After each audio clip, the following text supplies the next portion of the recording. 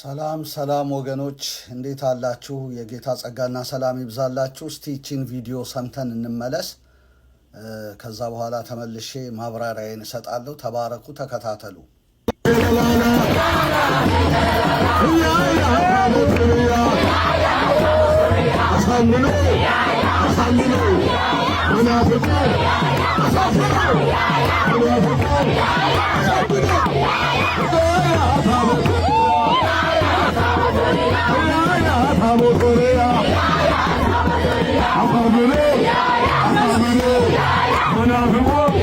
ውድ ኦርቶዶክሳውያን ዜማን በቅዱስ ያሬድ በኩል ሰንዳና አዘጋጅታ ዓመት እስከ ዓመት ስታዜም የምትኖር ቅድስት ቤተክርስቲያን በዚህ ልክ ቆቡን የለበሱና አልባሳት የለበሱ መስቀሉን የጨበጡ አባቶች ሲቀልዱ አይተን አናውቅም።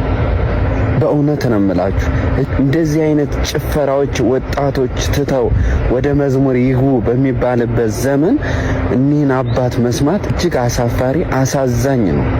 ምን ነው እኒህ አባት ዜማው አለቀባቸው? የቅዱስ ያሬድ ዜማ አለቀ ወይ? መዝሙሩ አለቀባቸው? ምን ማለት ነው? መስቀልን እንደ ዱላ ወደ ላይ አቁሞ ሆታ ማንሳት ምን ማለት ነው? የሰንበት ተማሪን ሰብስቡ ሆ ማለት ምን ማለት ነው? እግዚአብሔር አምላካችን የተመሰገነ ይሁን። በጣም በጣም በጣም በእውነት እጅግ የሚያሳፍር ቪዲዮ ነው ይሄ የተለቀቀው ቪዲዮ። ኦርቶዶክስ በዚህ ደረጃ እንደዚህ መውረዷ በጣም ነው የሚያሳፍረው። የቅዱስ ያሬድን ጸዋትወ ዜማ ነው የምከተለው፣ አራራይ እዝል ግዕዝ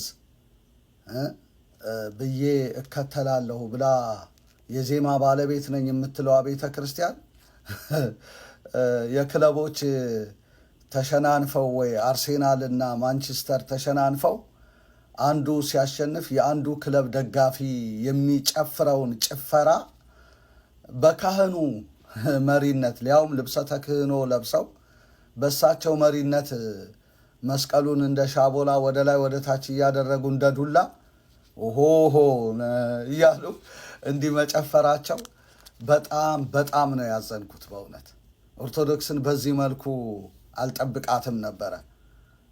ይሄ ነው እንግዲህ፣ ለዚህ ነው ወንጌልን እንስማ፣ ኢየሱስን እንከተል፣ የኃጢአታችንን ስሬት የሰጠን እሱ ነው እና በመጀመሪያ የኃጢአትን ይቅርታ አግኝተን በዳግመኛ ልደት ከእግዚአብሔር እንወለድ ኢየሱስን በመቀበል እና ያኔ አባ አባት ብለን የምንጮህበትን መንፈስ እናገኛለን።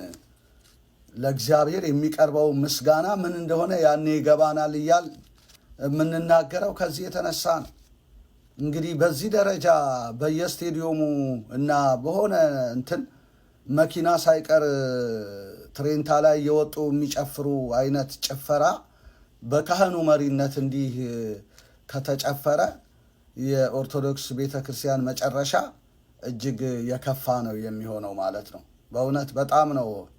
ወጣቶቹ ሰንበት ተማሪዎቹ ቢሉ ብዙ አይገርመኝም። ነገር ግን በካህኑ መሪነት ያውም እኮ የቤተ ክህነት የቤተ መቅደስ ልብስ ከላይ ደርበው ካባ አድርገው ቆባ አድርገው እኮ ነው መስቀሉን እንደ ዱላ እንዲህ ወደ ላይ ወደ ታች እያደረጉ እንትን የሚሉ። ነገር ግን የአማኙን መዝሙር እንደ እግዚአብሔር ቃል የተዘመረውን መዝሙር ዘፈን ኦርኬስትራ ነው እያላችሁ ትቃወማላችሁ። በጣም ያሳፍራል። ከእግዚአብሔር ቃል ጥቂት ነገር ልል እፈልጋለሁ።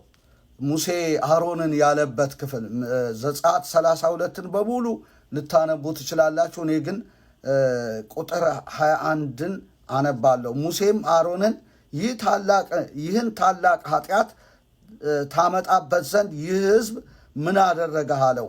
አሮንም እንዲህ አለ፣ ጌታዬ ሆይ ቁጣህ አይቃጠል፣ ይህ ሕዝብ ክፋት እንዲወድ አንተ ታውቃለህ።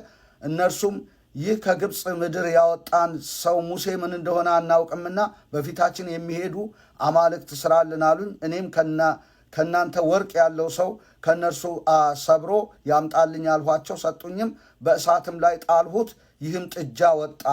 ሙሴም በጠላቶቻቸው ፊት እንዲነወሩ አሮን ስድ ለቋቸዋልና ሕዝቡ ስድ እንደተለቀቁ ባየ ጊዜ በሰፈሩ ደጅ ቆሞ የእግዚአብሔር ወገን የሆነ ወደ እኔ ይምጣ አለ እያለ ይናገራል።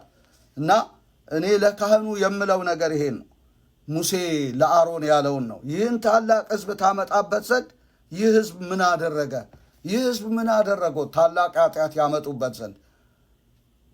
የሚያመሰግን ሕዝብ እኮ ነው ጥጃ አቁሞ መስፈን የጀመረው።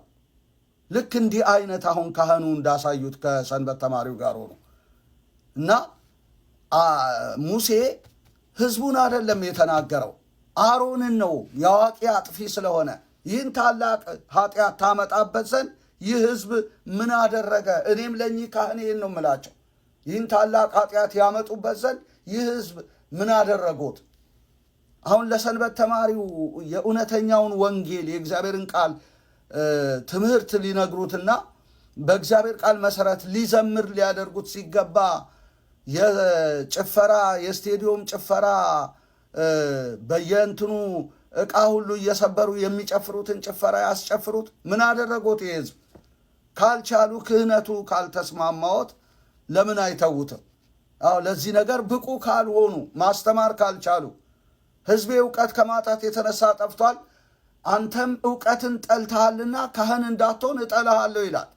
ካህን የእግዚአብሔር እውቀት ሊኖረው ነው እንጂ የሚገባው ከሕዝቡ አንሶ ተገኝቶ መዝሙር አይሉት ምን አይሉት ጭፈራ መስቀሉ እንደዚህ አድርጎ የሚጨፍር ከሆነ ምን ካህን ይባላል? በጣም ነው ያዘንኩት በእውነት። ስለዚህ የኦርቶዶክስ መጨረሻዋ አሳፋሪና አስከፊ ሆኗል ማለት ነው እና ይሄ መነወር ነው። በጠላቶቻቸው ፊት እንዲነወሩ አሮን ስድ ለቋቸዋልና ይላልና ስድነት ነው ይሄ፣ መነወር ነው ይሄ። ሌሎችን ተቀደሱ ማለት አይቻልም። ሌሎችን ተስተካከሉ ማለት አይቻልም። በመጀመሪያ ይሄንን ነውር ነው በንስሐ ማስወገድ የሚያስፈልገው። ከካህኑ ጀምሮ የተሰበሰቡ ሰንበት ተማሪዎች ንስሐ ሊገቡ ነው የሚገባው። ከተነወሩበት ነውር ወጥተው ለጣዖት መሰዋት ነው ይሄ። ከዚህ መልስ እኮ ኃጢአት አለ፣ እርኩሰት አለ፣ ዝሙት አለ። አይከለከሉም። በቃ ይሄ እኮ የኃጢአት የዝሙት የእርኩሰት ዘፈን ማለት ነው። በዘፈቀደ ሰዎች የሚሉት ትልቅ መነወር በዚህ በዓል ተደረገ ማለት ነው። እግዚአብሔር እንዴት ያዘን፣ እንዴት ያዘን ወዳጆቼ። እና ለዚህ ነው ሙሴ የእግዚአብሔር ወገን የሆነ ወደ እኔ ይምጣ ብሎ የተጣራው። ወገን አይደለም። በቃ ይሄ የጨፈረ ሕዝብ የእግዚአብሔር ወገን አይደለም፣ ከጠላት ወገን ነው። እኚህም ካህኑ እንደዚሁ ናቸው። በቃ ስድ እንዲለቀቀ ያደረጉ በቃ ከኤሊ ቤት ያልተናነሰ ኃጢአት። ኤሊ እኮ ልጆቹን ሊገስጽ ሲገባው ስድ ለቀቃቸው። መጨረሻ አንገቱ ተሰብሮ ነው የሞተው። በቤተ መቅደስ ዝሙት ሲያካሂዱ ሲተኙ ከሴቶች ጋር ማለት ነው። አሁን ከዚህ ቀጥሎ እኮ ሆ ከተባለ በኋላ መኝታ ነው። በቃ እርኩሰት ነው የሚካሄደው ማለት ነው። ይሄ ትልቅ ስድነት ነው። በእውነት በጣም ነው የሚያሳዝነው። ስርዓት ያላት ቤተ ክርስቲያን እንደዚህ ወርዳ በማየቴ እጅግ እጅግ እጅግ አዝኛለሁ። በእውነት ምን አፍ ኖሯችሁ ነው የአማኙን ጉባኤ የወንጌላውያንን ቤተ ክርስቲያን ዘፈን ነው ኦርኬስትራ ነው ብላችሁ የምትናገሩት? እንደ እግዚአብሔር ቃል እኮ ነው እነርሱ የሚዘምሩት። በመንፈስ ቅዱስ ተመርተው ነው የሚዘምሩት።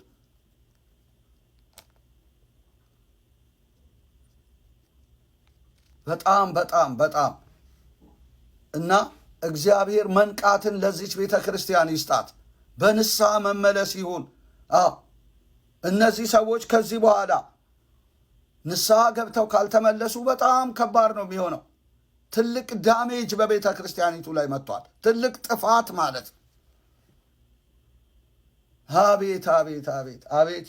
የጊዜ የዘመኑ ካህናት ይሄ ሆነ መጨረሻቸው። አማኙን ክፍል የተሐድሶውን ክፍል ይዘፍናሉ፣ ይደንሳሉ፣ እንደዚህ ያደርጋሉ እያላችሁ እናንተ ግን እንዲህ አይነት ስራ እየሰራ እንዲያው ምስጋና አይሉት ምን አይሉት እኮ የእግዚአብሔር ቃል የማይደግፈው ስራ። እንመለስ። ለዚህ ነው ተሐድሶ ቤተ ክርስቲያኒቱ ያስፈልጋታል የምንለው። አድርሱልኝ መድረስ ለተገባው ሰው ሁሉ። እግዚአብሔር አምላክ ይባርካችሁ። ተባረኩ።